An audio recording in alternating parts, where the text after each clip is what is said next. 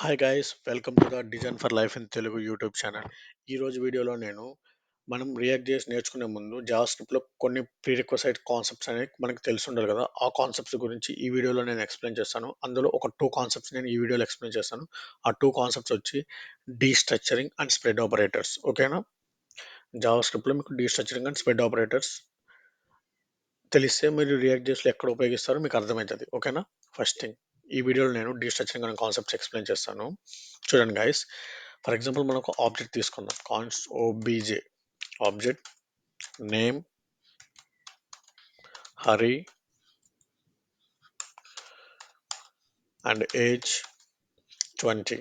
Okay, ఇప్పుడు console log చేస్తాను.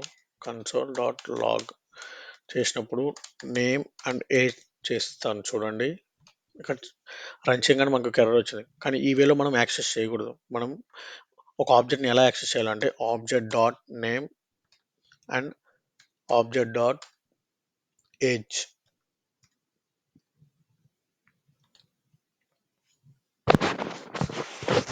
చూడండి గైస్, మనం object dot name object dot age అని ఇవ్వగానే మనకి ఎగ్జాక్ట్గా మనకు అవుట్పుట్ వచ్చింది. మనం ఈ వేలో యాక్సెస్ చేయాలి. కానీ ఇంకొక వేలో మనం ఎలా యాక్సెస్ చేయాలంటే దాన్నే ఆబ్జెక్ట్ డీస్ట్రక్చరింగ్ అంటాం. ఆ కాన్సెప్ట్ని లైక్ ఎలా అంటే కాన్స్టెంట్ తీసుకొని ఎగ్జాక్ట్గా అక్కడున్న నేమ్స్ ఇక్కడ తీసుకోవాలి. ఎగ్జాక్ట్గా name and age equal to object. ఇక్కడ ఉన్న ఆబ్జెక్ట్కి ఇక్కడ అసైన్ చేస్తాము. ఎగ్జాక్ట్గా ఆబ్జెక్ట్ నేమ్ ఇక్కడ అసైన్ చేసేసి అక్కడ ఉన్న నేమ్స్ ఇక్కడ ఇచ్చేసిన తర్వాత మనం ఈ వేలో యాక్సెస్ చేయాల్సిన అవసరం లేదు. మనం ఫస్ట్ వేలోనే యాక్సెస్ చేసుకోవచ్చు. ఎలా అంటే ఇప్పుడు ఎగ్జిక్యూట్ చేయగానే మనకి చూడండి గైస్, ఇందాక వచ్చిన output same as it is వచ్చేసింది. This is another way of accessing objects. Okay, వీటిని ఆబ్జెక్ట్ డీస్ట్రక్చరింగ్ కూడా అని అంటాం. ఓకేనా?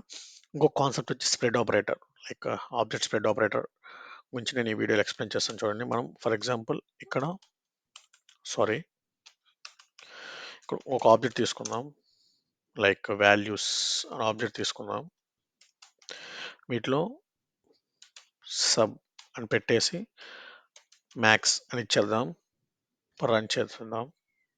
ఇందాక ఎర్రర్ వస్తుంది. ఇప్పుడు ఈ ఎర్రర్ గురించి మనం డిస్కషన్ తర్వాత చేద్దాం. ఫస్ట్ థింగ్, ఇక్కడ మనం స్ప్రెడ్ ఆపరేటర్ గురించి చెప్తున్నాం కదా. ఇప్పుడు ఏం చేయాలంటే నాకు ఈ రెండు ఆబ్జెక్ట్స్ ఒక ఆబ్జెక్ట్గా నాకు రావాలి. అప్పుడు ఏం చేస్తాం? రియల్ టైమ్గా రెండు ఆబ్జెక్ట్స్ ఒక ఆబ్జెక్ట్ లాగా రావాలంటే మనం మనం మనం మన పాయింట్ ఆఫ్ వ్యూలో మనం ఎలా ఆలోచిస్తామంటే ఆబ్జెక్ట్ ఇక్కడ పెట్టేసి ఇక్కడ కామా పెట్టేస్తే మనకు ఒక అవుట్పుట్ వస్తుంది, వాల్యూస్ అని.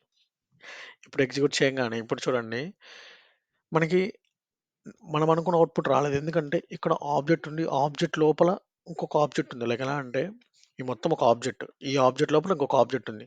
కానీ మనం ఇలా తెచ్చుకోకూడదు డేటా. లైక్ ఎలా అంటే నేమ్ ఏజ్ సబ్జెక్ట్ అలానే రావాలి. ఆ త్రీయే రావాలి. ఇక్కడ ఆబ్జెక్ట్ లోపల ఆబ్జెక్ట్ అనేది రాకూడదు. అప్పుడు మనం ఏం చేద్దామంటే ఇక్కడ స్ప్రెడ్ ఆపరేటర్ అంటే 3 డాట్స్ గుర్తుపెట్టుకోండి, గుడ్డు గుర్తు. 3 డాట్స్‌ని ఇచ్చేసి ఇక్కడున్న ఆబ్జెక్ట్ ఇక్కడ పెట్టేస్తే ఇప్పుడు కోడ్ ఎగ్జిక్యూట్ చేయగానే చూడండి గైస్, పర్ఫెక్ట్‌గా ఒక ఆబ్జెక్ట్ అనేది క్రియేట్ అయింది. ఓకేనా? ఈ వాల్యూస్ అనేది కంప్లీట్‌గా ఒక ఆబ్జెక్ట్ లాగా తీసుకుంది. ఓకేనా? పై ఆబ్జెక్ట్‌ని తీసుకొని కింద ఆబ్జెక్ట్‌లో ఉన్న వాల్యూస్‌ని యాడ్ చేసేసుకొని కంప్లీట్‌గా ఒక న్యూ ఆబ్జెక్ట్‌ని మనకి ప్రొవైడ్ చేసింది. That's it guys. ఈరోజు వీడియోలో నేను object destructuring and object spread operator గురించి ఎక్స్ప్లెయిన్ చేశాను. నెక్స్ట్ వీడియోలో నేను మ్యాప్ ఫిల్టర్ ఫైండ్ గురించి ఎక్స్ప్లెయిన్ చేస్తాను. Thank you guys, thank you for listening my videos. మీకు నా వీడియోస్ నచ్చితే ప్లీజ్ సబ్స్క్రైబ్ గైస్.